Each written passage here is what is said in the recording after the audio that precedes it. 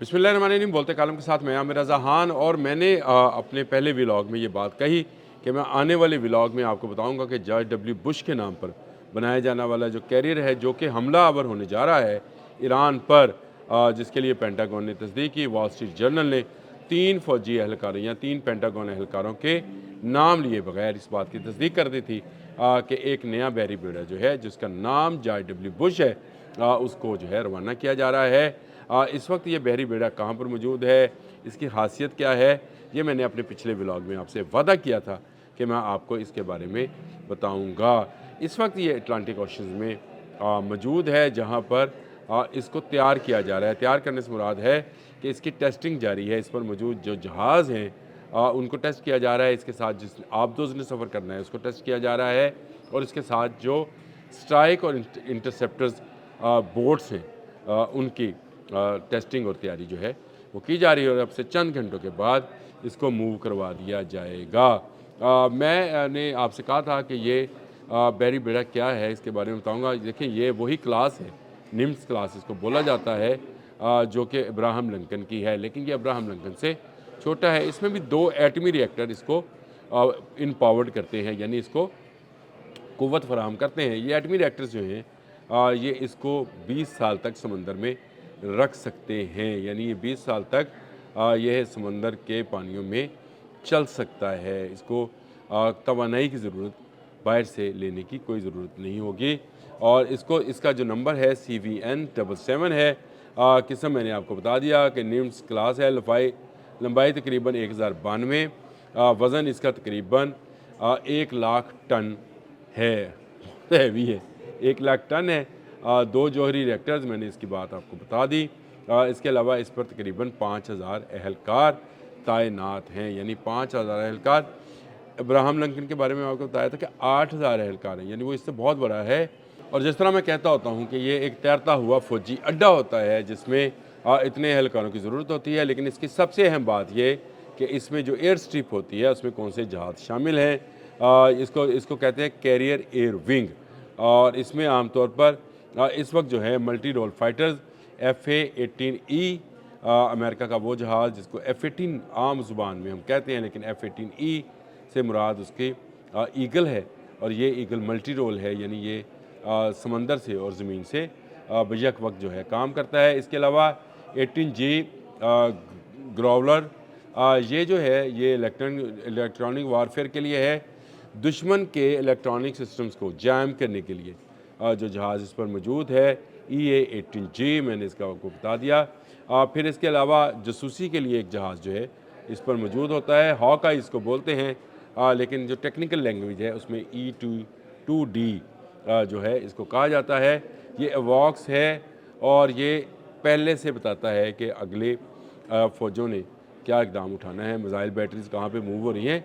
एवॉक्स के मतलब आपको पता है कि ये 30,000 फुट की बुलंदी से दुश्मन को देख रहा होता है, और देखने के साथ साथ मुसलसल डाटा जो है उसको ट्रांसफ़र कर रहा होता है इसी कैरियर पे, और उस कंट्रोल सेंटर में जो किसी ज़मीनी फ़ौजी अड्डे पर बनाया जाता है। मुमकिन तौर पर ये ज़मीनी फ़ौजी अड्डा जो है उर्दन में बनाया जाएगा, इसके लिए, इस कैरियर के लिए, जिसका एवॉक्स रहेगा। इसके अलावा गाइडेड क्रूज़ जो है मिसाइल बोट्स जो हैं वो इसके साथ शामिल है। एजिस ग्रुप इनको कहा जाता है।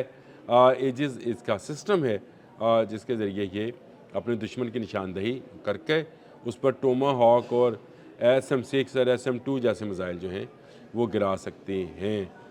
ये एक इसके अलावा गाइडेड मिसाइल जो हैं डिस्ट्रॉयर्स, यानी जो डिस्ट्रॉय करेंगे, तबाह करेंगे। जो गाइडेड मिसाइल इस जहाज़ की तरफ आएंगे उनको एजिस एयर डिफेंस सिस्टम से मौजूद जो है एंटी सबमरीन और एंटी शिप सलाहियत के हामिल मिसाइल्स का सामना करना पड़ेगा। अगर जो है आबदोज़ें, ईरान की आबदोज़ें जो है इस जहाज़ की तरफ बढ़ती हैं, तो ये गाइडेड मिसाइल डिस्ट्रॉयर्स जो हैं ये बहुत काम की चीज़ होंगी, और इनको ब्रुकले क्लास कहा जाता है। फिर हमलावर आबदोज़ है जी, इसमें वर्जीनिया क्लास इसको कहा जाता है, और ये ना सिर्फ निगरानी करती है इर्द गिर्द से आने वाले बहुत सी आबदोज़ों की और टारपीडोज़ की, और फिर वो बारूदी सुरंगें जो कि जहाज़ों को तबाह करने के लिए बिछाई जाती हैं। वो जाल बिछाया जाता है जिसमें आकर बारूदी सुरंगों से टकरा कर इनको जुज़वी नुकसान होता है। वो बहुत बड़ा नुकसान नहीं होता, लेकिन ये फिर किसी काबिल नहीं रहते, इनको वापस ले जाना पड़ता है और फिर 2-2.5 साल लगते हैं इसकी मरम्मत के। ये मैं ऐसे बता रहा हूँ, ये बरसबील तज़किरा बात आई तो मैंने आपको बता दिया।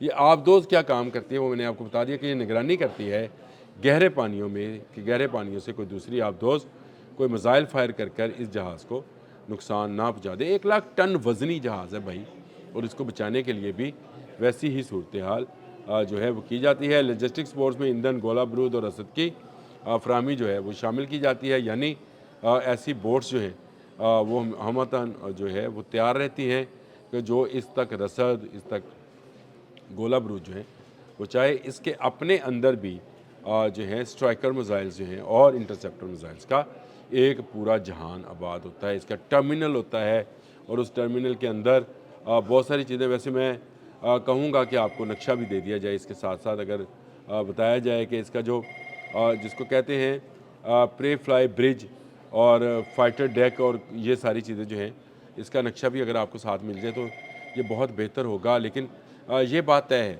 कि अमेरिका ना अब्राहम लिंकन को ईरान के साथ मुज़ाकरात के लिए लेकर आया है, ना जॉर्ज डब्ल्यू बुश को जो है रवाना किया जा रहा है ईरान के साथ मुज़ाकरात। ये अमन मुज़ाकरात या जो भी मुज़ाकरात हैं ये ईरान के सरेंडर के लिए हैं, और अगर ईरान सरेंडर नहीं करता है तो क्या करेगा ईरान?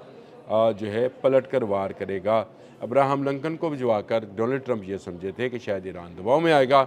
ईरान दबाव में नहीं आया, उल्टा तेहरान की सड़कों पे वो जो अब्राहम लिंकन की तबाही के मनाज़र हैं उनको नशर किया जाता रहा, और बिल बोर्ड्स के ऊपर, बहुत बड़े बिल बोर्ड्स के ऊपर F-35 और अब्राहम लिंकन को तबाह होते दिखाया गया। इसके बाद ये फैसला किया गया कि एक और बहरी बेड़ा भिजवाया जाए, ईरान पर मज़ीद दबाव बढ़ाया जाए और कहा जाए कि सरेंडर करो, नहीं तो तुम्हारा हशर वेनेज़ुएला जैसा होगा। मैंने कल एक अपने व्लॉग के अंदर ये बात कही, पता नहीं आपने नोट की या नहीं की, कि वेनेज़ुएला प्लान जो है उसी पर अमल दरामद डोनाल्ड ट्रंप ईरान पर भी करना चाह रहे हैं, और ईरान पर अगर ये लागू होता है तो इसका मतलब ये है कि चीन और रूस की तमाम कंपनीज़ को ईरान से गुड बाय टाटा कर दिया जाएगा और उसकी जगह पर अमेरिकन कंपनीज आ जाएंगी।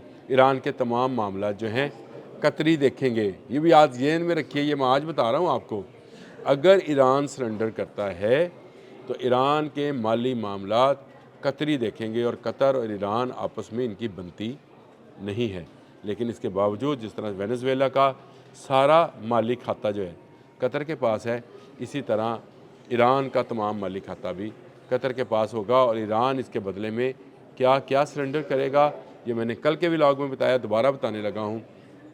अपना जो उसका न्यूक्लियर प्रोग्राम है उसको सरेंडर करेगा, अपना मिसाइल प्रोग्राम जो है उसको सरेंडर करेगा, उसके अलावा वो अपनी तमाम आयल कंपनीज़ को सरेंडर करेगा, अपने तमाम आयल कैरियर्स को, जो जहाज़ हैं बहरी जहाज़, उनको सरेंडर करेगा, और अपने पास दराने इनकलाब की तादाद कम करेगा। ये सब कुछ सरेंडर करने के बाद वो अपनी गवर्नमेंट को भी सरेंडर करेगा, और उसकी जगह पर अमेरिका की जानिब से मुंतखब, यानी अवाम की बात जानिब से तो क्या होनी है, अमेरिका की जानिब से मुंतखब गवर्नमेंट जो है सरों पर बिठाई जाएगी, और पूरे ईरान पर जो है कब्ज़ा कर लिया जाएगा, और उसका तेल चूस लिया जाएगा। जैसे स्ट्रॉ लगा के नहीं चूसते, वैसे चूस लिया जाएगा। ईरान के पास इसका जवाब क्या है ये अगले ब्लॉग में बताऊँगा। अब तक के लिए इतना ही। अल्लाह।